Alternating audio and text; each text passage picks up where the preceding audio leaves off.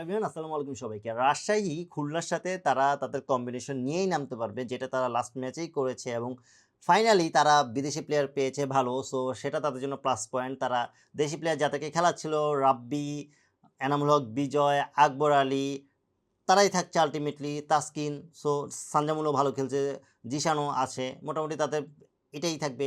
And বিদেশি প্লেয়ারদের মধ্যে রায়ান বার্ল, হ্যারিস এরা তো আছেই, সাথে আফতাব আলম সে অ্যাড হলো, তারপর দেওয়াল অ্যাড হলো। সো এরা আলটিমেটলি এই চারজনই খেলবে হোপফুলি। সো এই জায়গা থেকে একটা প্লাস পয়েন্ট যে তাদের আলটিমেটলি তারা কম্বিনেশন রেডি করে ফেলতে পারছে, বোলিং একটা ভালো সাপোর্ট পাচ্ছে।